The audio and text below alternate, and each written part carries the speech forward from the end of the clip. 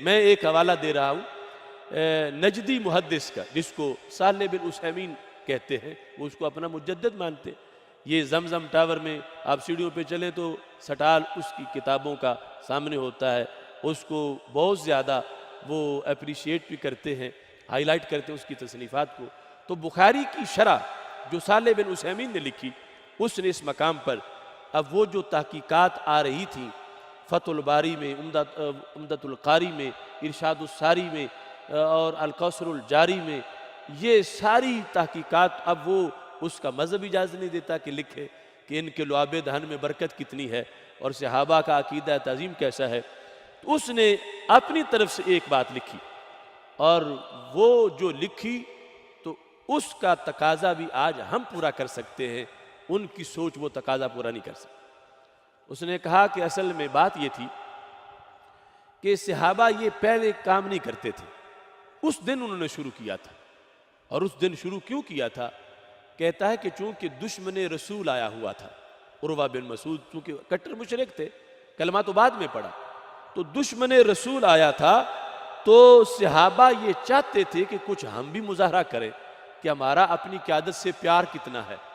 تو کہتا ہے وہ لعاب دہن ماتھے پہ لگا رہے تھے دشمن کا دل جلانے کے لیے، دشمن کا دل جلانے کے لیے، برکت تبرک والا عقیدہ نہیں ثابت کیا، کہا دشمن کا دل جلانے کے لیے۔ تو اس سے پتہ چلا کہ صحابہ کی سیرت کے کچھ کام وہ ہیں جو دشمن کا دل جلانے کے لیے ہیں، کہ نبی کے دشمن کا دل جلانا یہ بھی صحابہ کی سنت ہے۔ تو ایک ہے سیرت اپنانا، ایک ہے دشمن کا دل جلانا، یہ دو رستے شروع سے آ رہے ہیں۔ اب صحابہ یہ بھی تو کر سکتے ہیں اٹھ کے 2 نفل پڑھیں کہ دشمن کا دل جلے، تو یقیناً دل جلتا دشمن کا کہ یہ ہمارے رب کو سجدے نہیں کرتے، یہ اپنے اللہ کو سجدے کرتے، ہمارے بتوں کو نہیں کرتے۔ دل جلتا سجدے کرنے سے، دل جلتا سورہ یاسین پڑھنے سے۔ مگر صحابہ نے دل جلانے کا طریقہ کیا اختیار کیا کہ سرکار کا لعاب دہن ماتھے پہ لگاتے ہیں کہ جتنا اس سے دشمن کا دل جلے گا اتنا دوسرے کاموں سے دشمن کا دل نہیں جلے گا۔ تو اس بنیاد پر آج دشمن بھی ہیں ہمارے نبی علیہ السلام کے، اور دشمن طاقت میں ہیں، خاکے بنا رہے ہیں، اور عاشق بھی 2 ارب امت ہے میرے آقا علیہ السلام۔ اور لعاب دہن پاس نہیں کہ ہم بھی ماتھے پہ لگا کے دشمن کا دل جلائیں۔ تو دل جلانا تو ہمارے لیے بھی ضروری ہے، کیونکہ صحابہ کی سنت ہے کہ نبی علیہ السلام کے دشمنوں کا دل جلائیں۔ تو اب یہ دل جلانا، اس کے لیے جو صحابہ کو لعاب دہن میسر تھا ہمیں میسر نہیں، تو پھر ہمیں صحابہ بتا گئے کہ تم محبوب علیہ السلام کا نام آئے تو انگوٹھے چوم کے آنکھوں پہ لگاؤ گے دشمن کا دل جلے گا، انہیں پتہ چلے گا کہ یہ اس ذات سے کتنا پیار کرتے ہیں۔ ان کی ولادت کا مہینہ آئے تو گھر سجاؤ دشمن کا دل جلے گا، ان کی تشریف آوری پر جشن مناؤ تو دشمن کا دل جلے گا۔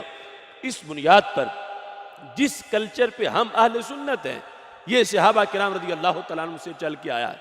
اب ظاہر ہے کہ جب 12 ربیع الاول شریف کا دن تھا تو امریکہ کی ایجنسیاں رپورٹنگ کر رہی تھی کہ اتنی بار جو ہم نے خاکے بنائے، اور 2006 میں بنے، 11 میں بنے، 13 میں بنے، تو کتنی گستاخانہ فلمیں بنی، تو کتنے ہیں جو ان سے دور ہو گئے، کتنے ہیں جن کو نام محمد علیہ السلام بھول گیا۔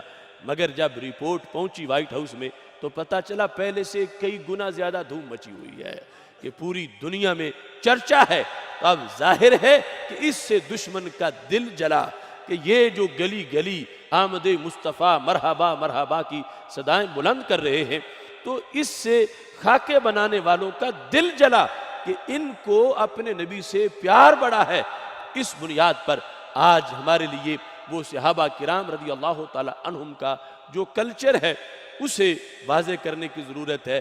یہ بھی ایک طریقہ ہے کہ ہم ان گستاخانہ خاکوں کے جواب میں اپنی محبت کا اظہار کریں، اپنی عقیدت کا اظہار کریں۔